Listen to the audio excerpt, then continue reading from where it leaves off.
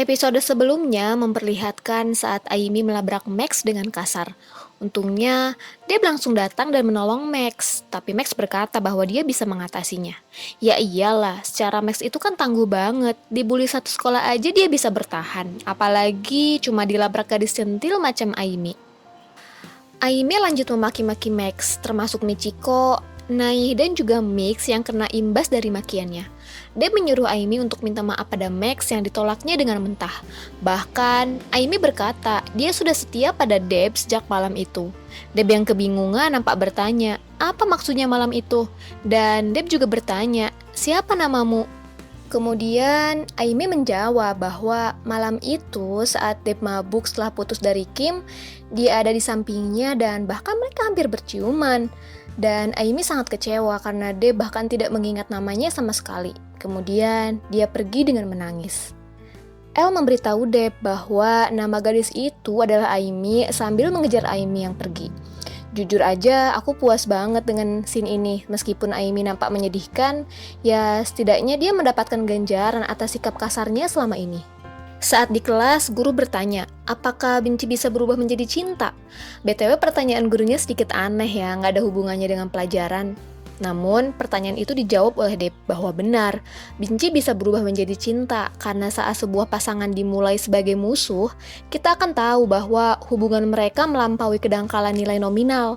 Dan pendapat Deb untuk pertama kalinya disetujui oleh Max.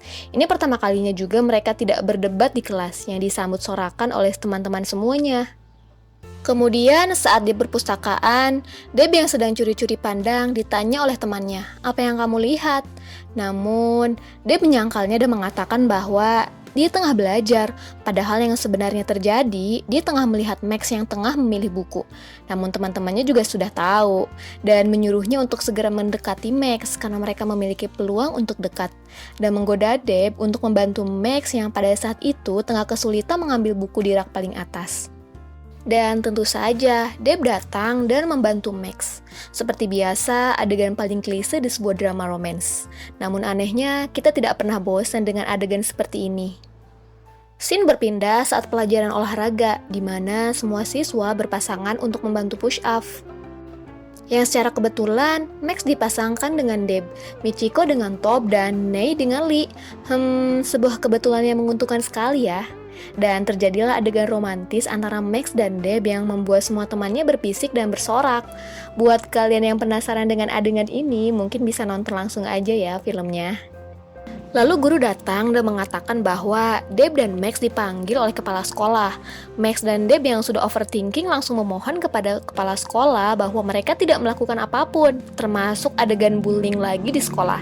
Namun kepala sekolah ternyata hanya ingin mengucapkan terima kasih atas proyek Max dan Deb terakhir kali, dan meminta Max dan Deb untuk membuat proyek lain yang lebih bagus, yaitu proyek kebersihan dan keamanan sekolah.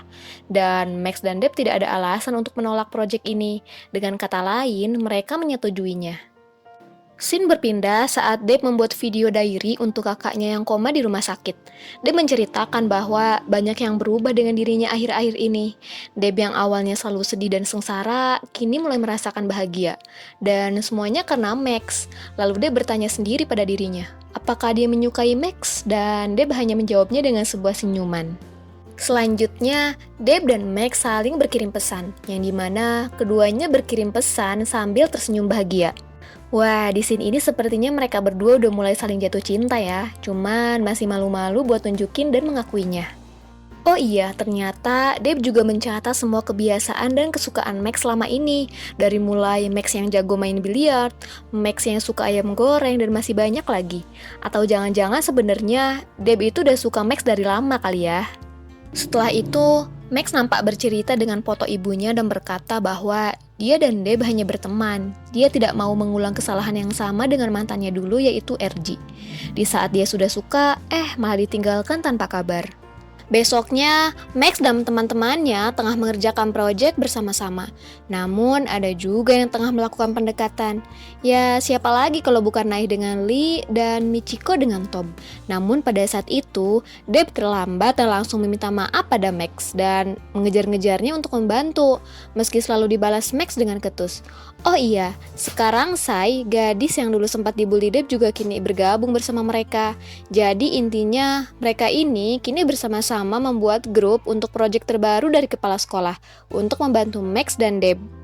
Lalu saat persiapan acara untuk besok hampir beres, Deb mengajak Max untuk bernyanyi. Meski awalnya Max menolak, namun akhirnya dia setuju setelah dipaksa oleh teman-temannya. Singkat cerita, setelah selesai bernyanyi, tiba-tiba Deb berkata bahwa dia menyukai Max yang langsung disambut tawa bahagia teman-temannya.